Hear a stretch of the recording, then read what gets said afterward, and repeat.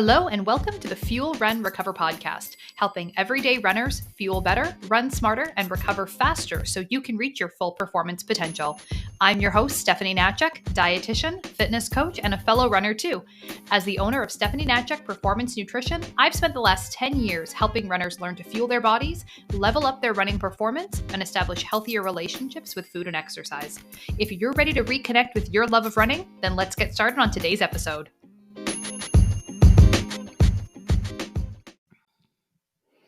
All right, so before we get started with today's episode, I wanted to invite you to check out a few great free resources that I created just for runners.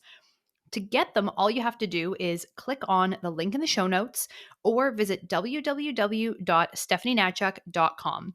If you visit my website, there's a little pop-up box that comes up and it'll prompt you to enter your email address, and these guides will be sent right to your inbox.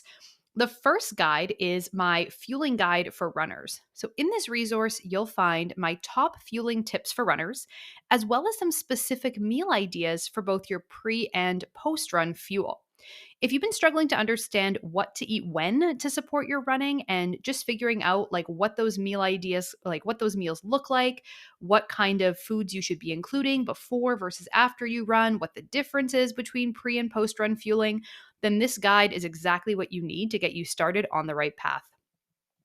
The other guide that I created is my strength training guide for runners. So this guide includes both a PDF resource, has some tips, guidelines, and links to my YouTube series where I actually walk you through all of the exercises in the program. This is a great beginner strength training guide for runners who want an effective but efficient full body workout that helps support the key muscles and movements you need to run stronger and injury-free. So once again, both of these guides are available together. I have them put together as a little bundle for you. You can just click on the link in the show notes or go over to www.stephanienatchuk.com, enter your email address just the one time, and both of these free guides will get sent to your inbox right away.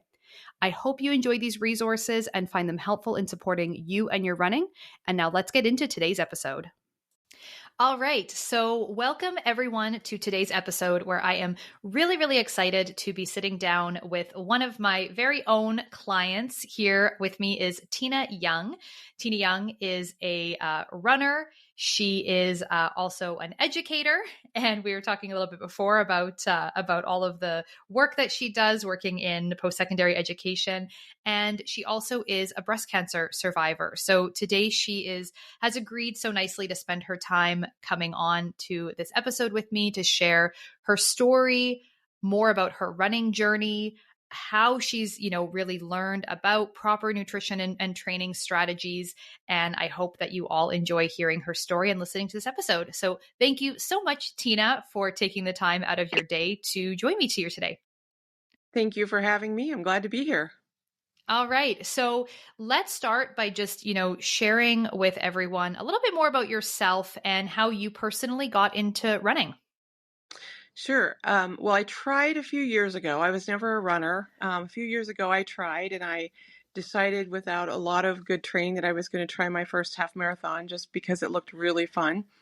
I completed it in spite of myself, but I hadn't really learned anything from it except I wasn't good at it.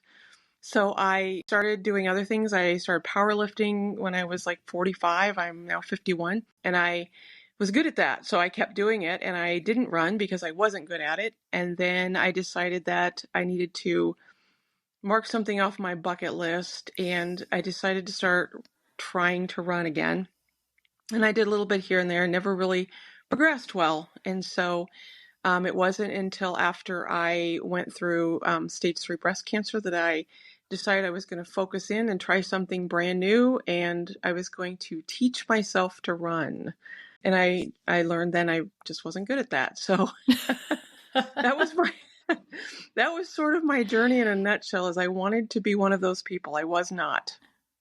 Yeah. And then I love that, we always want to do the things that we're good at that come naturally to us. Like everyone is drawn to the things that are easy, quote unquote.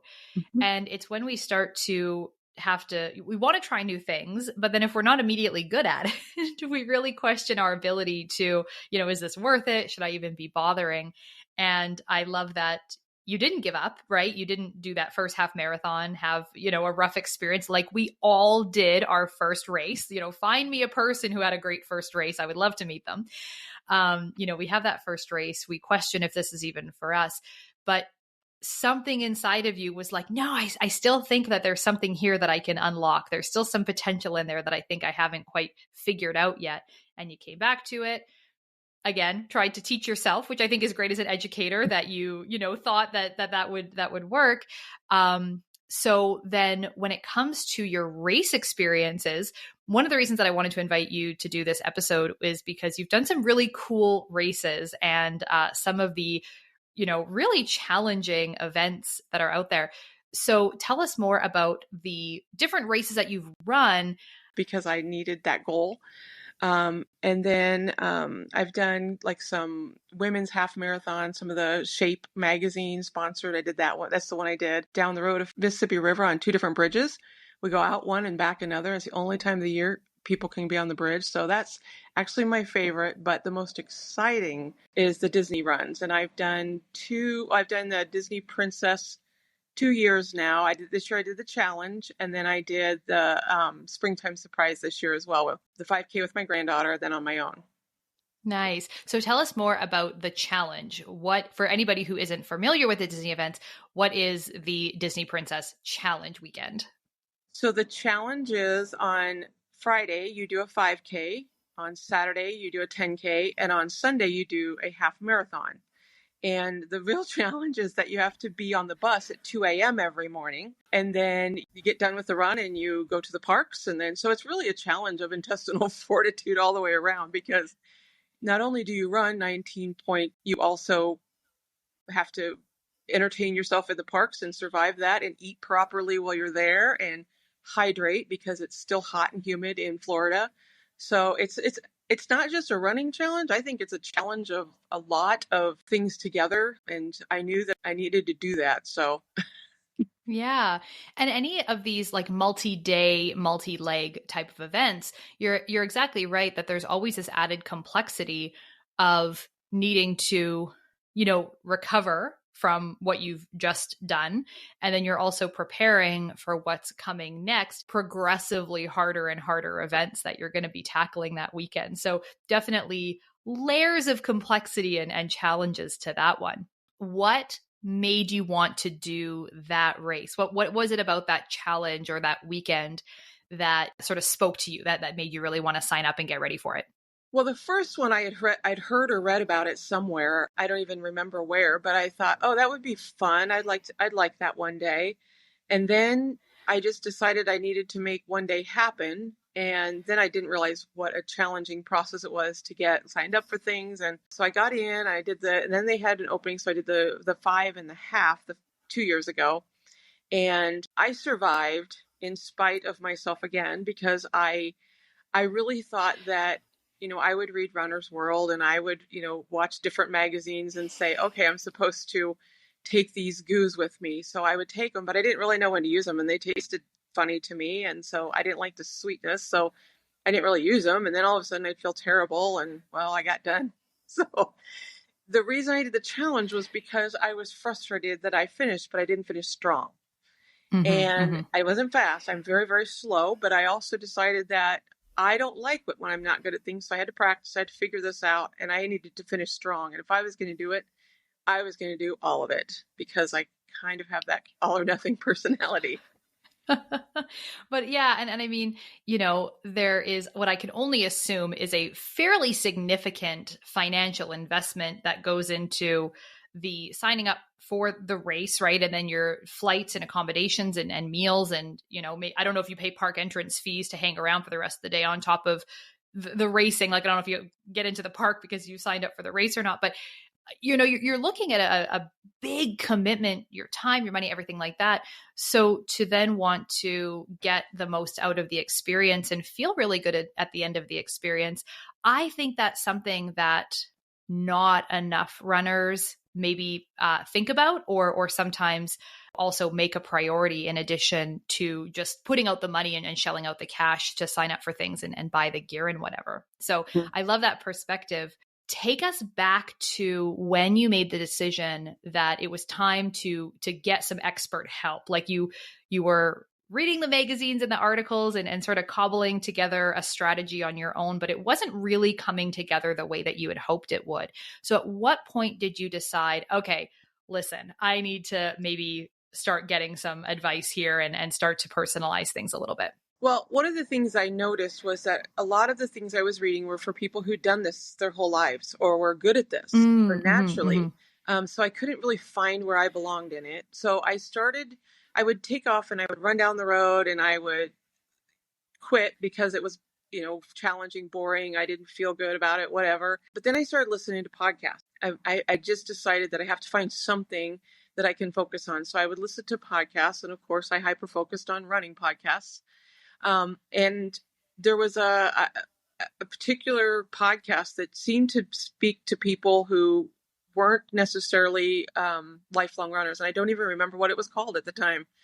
But I heard you on that. And you were talking about you can do all this work and you can do all this effort. But if you're not fueling properly, it's not going to matter. And I thought, well, that's great. But nobody's ever told me what proper is. And then as I went a little further and you started talking a little bit more, my interest was piqued. And the most difficult thing I had was figuring out who I had listened to because I didn't remember which part of the run that podcast was in.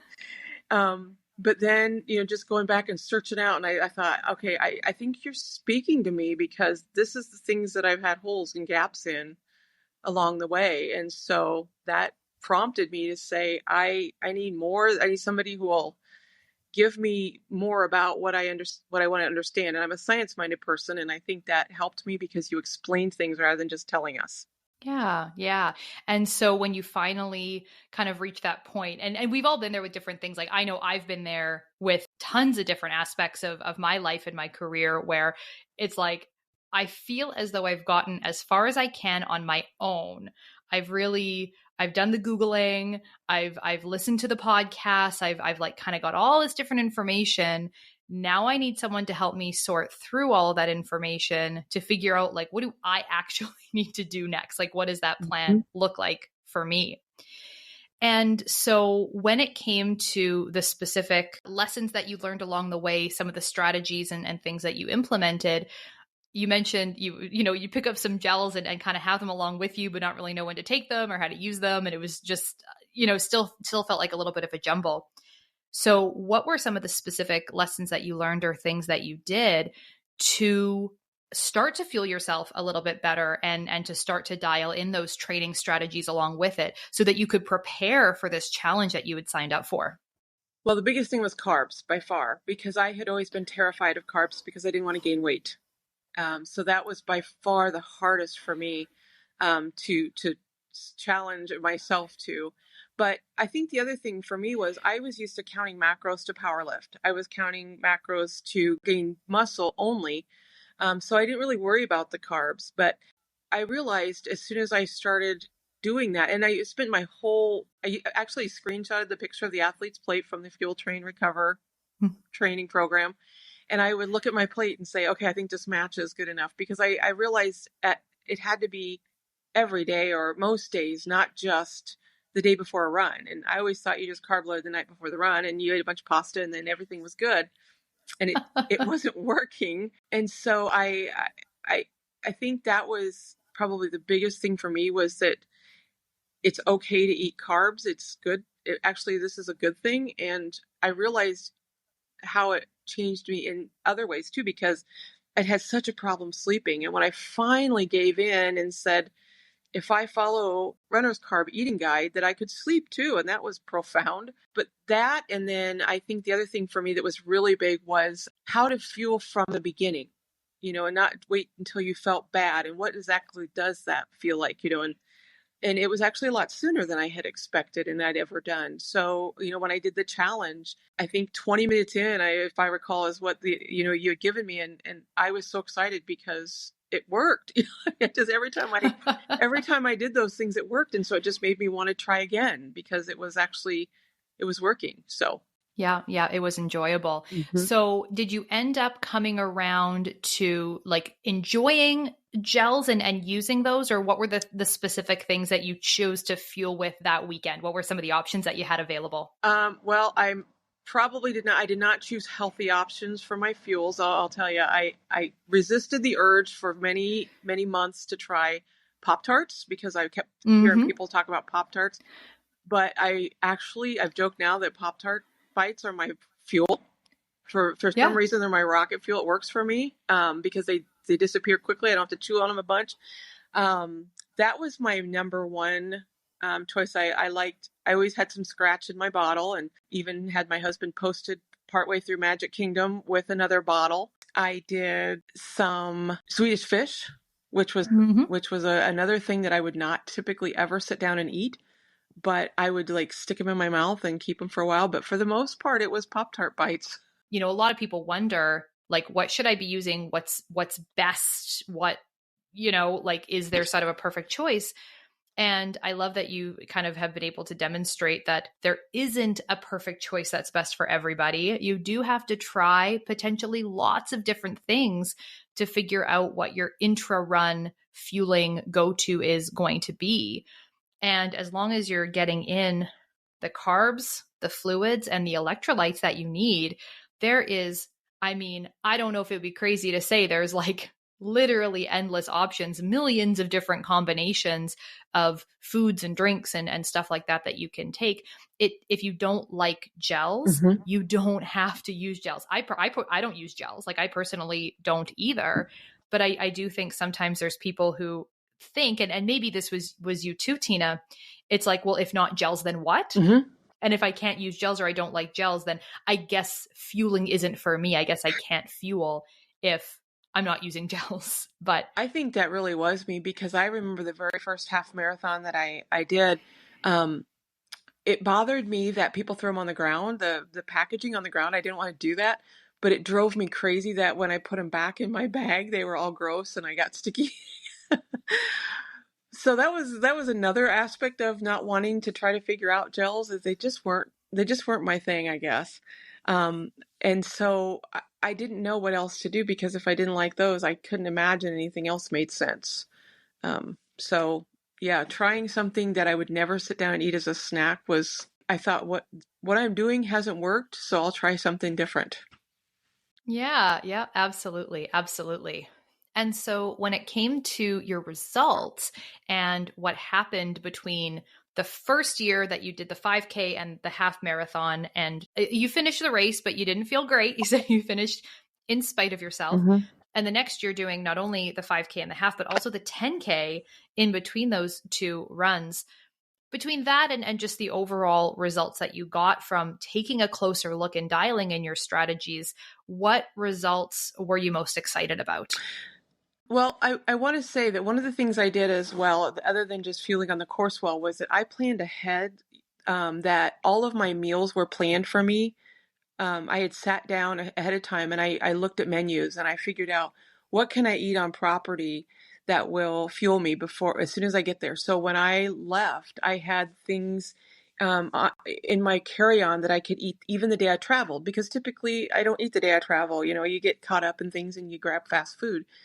But I was very diligent about, okay, I have one chance to try this out and do it well and not be miserable at the end of these 3 days.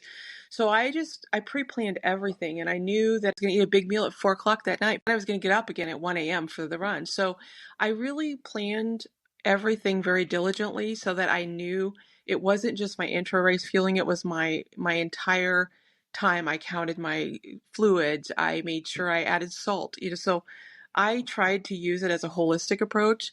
And the difference was when I finished, I didn't feel like I needed to go sit down and take a break. I needed a shower, but that was all I needed. You know, I ate when I got back on property, I had breakfast. I would change, take a shower, go to the parks, and then I would make sure I followed my fueling plan.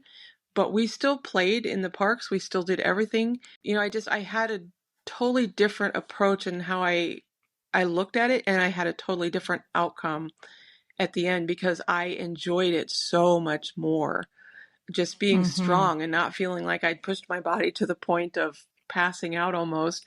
I made it worth the while to be there. Oh, that's so beautifully said, right? Yeah, making it worth your while to show up and go through all of that hard work and effort of getting up at 1 o'clock in the morning to be on the bus for two, to go run 13 miles and at the end of it to be able to finish like really with a smile on your Mhm. face. I think I certainly have had race experiences where I've crossed the finish line and all I can feel is disappointment. And it's always wonderful to finish, no matter how the race goes, crossing the finish line and, earning that is always a positive thing. But when we know that we haven't given it everything that we're capable of because we maybe didn't fuel, because we didn't put the right type of effort or time into our training, like all of those things, I think that you said it exactly right. Is it makes it worth it Mhm. to have put the investment into being there. Yep, absolutely. And I think I needed to realize for myself too that I am not a natural runner. And so I can't look at them and compare myself to them. So once I started figuring out what worked for me, just saying, even though I don't feel the same time as this person, or, I'm eating sooner than them, or I'm eating more than them, I couldn't compare myself to anyone else, that this was what I needed. And I actually did it instead of fighting my body. That's when it became fun. Yeah, yeah. Oh, that's wonderful. I love to hear that. And so you spoke already a little bit about some of the lessons that you learned and some of the results that you got.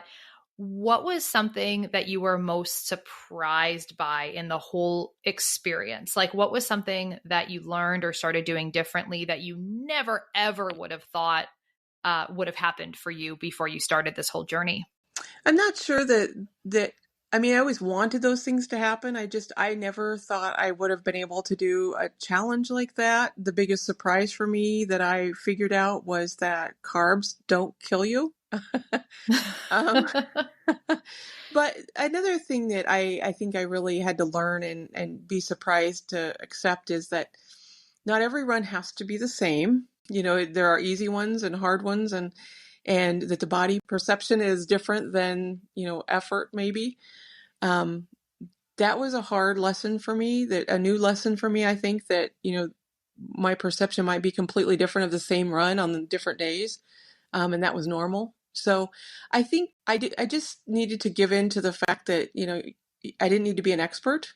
So I had Hmm. you for that. So once I did that, I think that it was so much easier for me. That was probably the biggest lesson, is I didn't have to be the expert. Someone else would help me through that. Yeah, yeah, absolutely, absolutely.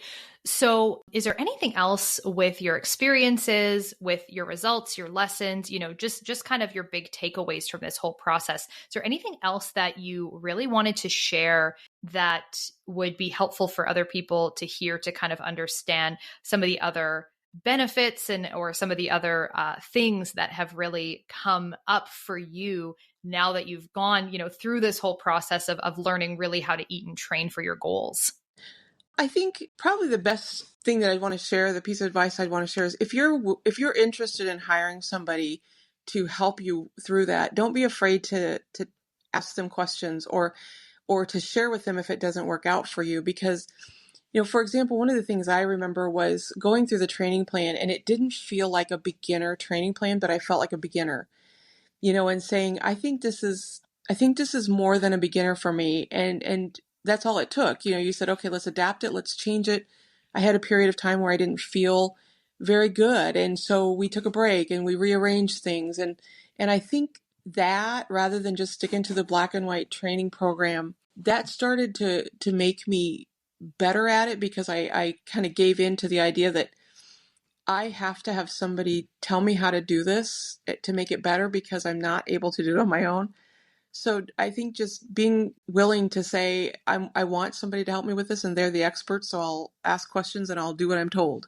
It's different than what we're used to as adults, I think. I think you're right. And, the value of, to me, as a coach, so, you can take this with a grain of salt, everyone who's listening to this, but for me, like as a coach, the value in hiring a coach is not to just have somebody who's going to make a training plan and give it to you. because anyone can go on the internet and print for free or for a very small amount of money, just buy a training plan or print a training plan for free off the internet. If you do a Google search for a running training plan, I mean, millions upon millions of different results are going to come up, and they're going to be for beginners, for intermediate, for advanced. If you have a certain finish time you want to achieve, that's not the hard part. The hard part is to be able to customize and adapt that outline or that structure of a training plan to fit the person that's sitting in front of you, to fit the person that you're working with. Because if you have someone who is, not able to train maybe at the same volume, or does happen to get an injury, unfortunately, along the way, or just needs to take a little bit of a step back and kind of adjust things, or is more advanced or less advanced than where you are starting out with. If you've just printed a plan off the internet and it's just expected that we're going to blindly follow it, kind of come hell or high water, then this is where people do get more injuries, fall off the plan, just don't really know how to adapt it. And then we get to that race, we get to the start line of that race and we're not prepared. Whereas if we can keep things flexible and adapt it and shift it as we go and kind of make it fit for that person's lifestyle and everything, that's the value of working with someone. It's not just about getting a training plan. It's about getting the coaching and the customization that should go along with it.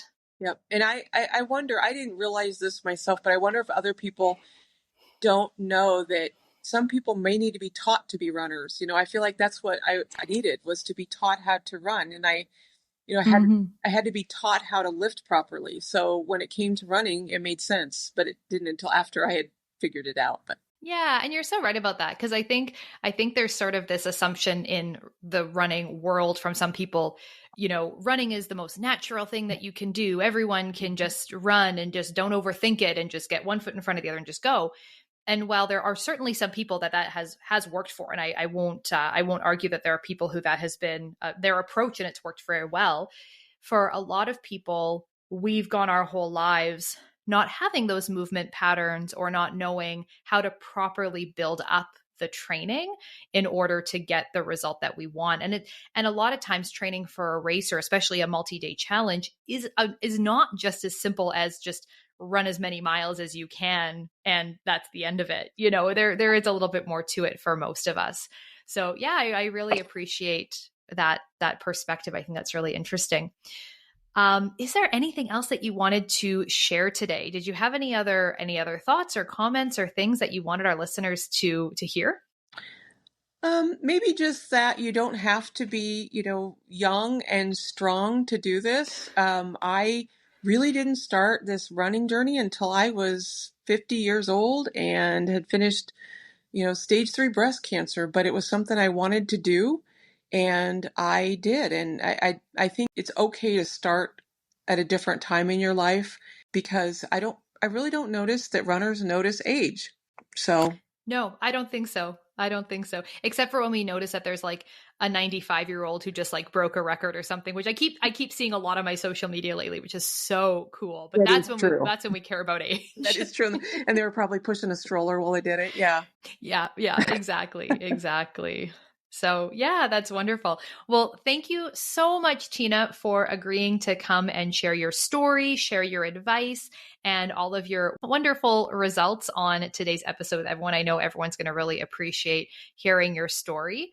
And for everyone who is listening, thank you so much for tuning in today. And if you are looking for coaching, if you are interested in getting some help with your nutrition and training strategies, of course, the link will be in the show notes for you to be able to connect with me to look at options for either one-on-one coaching or joining my online program, the Fuel Train Recover Club.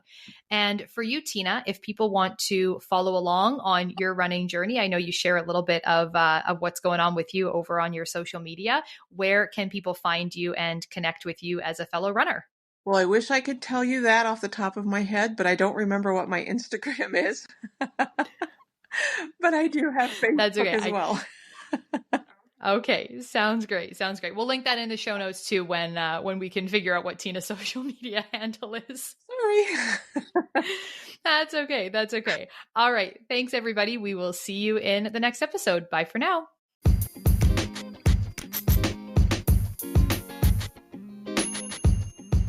The information on this podcast is for educational purposes only and is not to be used or relied upon for the diagnosis or treatment of any health condition. This information does not create a client-practitioner relationship and should not be used as a substitute for professional medical advice.